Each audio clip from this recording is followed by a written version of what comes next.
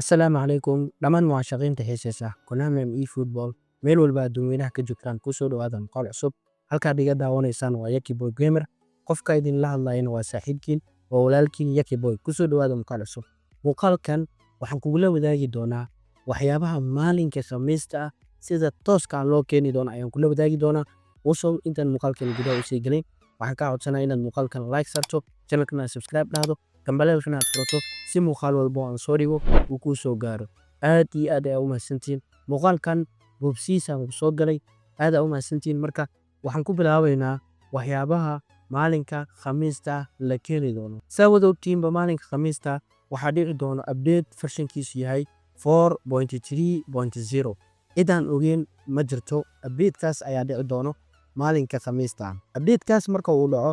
kambeeno badan ayaa la filayaa in markaas la keeno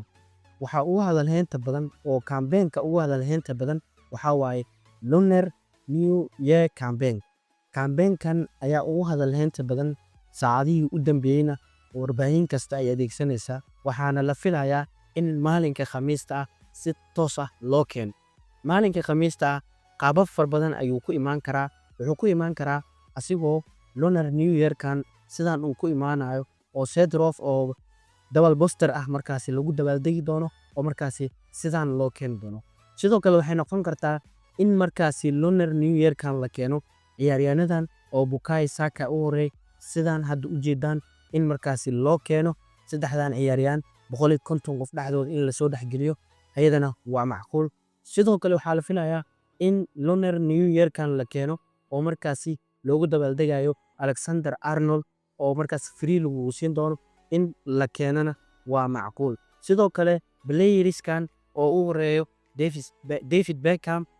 Pep Guardiola raggan in markaasi la keeno oo markaasi Lunar New Year ka IBGiskooda laga soo dhigana waa macquul IBGsi kale ka xasaasisan oo markaasi ka fiican in la keeno waa macquul sidoo kale shirkadu waxay u dabaaldegi kartaa sidaan Lunar New Year kan oo set-off u horeey labadaas kalena ay wehelinayaan ayaa laga yaabaa in markaasi ay keento shirkadda Konami sidoo kale qaybta bontiskana waxa uu hadalheynta badan ninkan u ciyaara Tottenham ayaa la keeni doonaa asoo markaasi 1000 points ama 5000 oo points lagu furana sidoo kale waxaa la leeyahay ciyaartan Streak Arena ayaa ayadana lagu soo kordhin doonaa eFootballka update-ka marka uu dhaco kadib waxaa la sheegayaa in ciyaartan Streak Arena lagu soo kordhin doono eFootballka warbixintaas oo ku saabsan Streak Arena waa 100% in la keeno waa macquul in la keenin waa macquul ciyaartan Streak Arena sidoo kale waxaa la keeni doonaa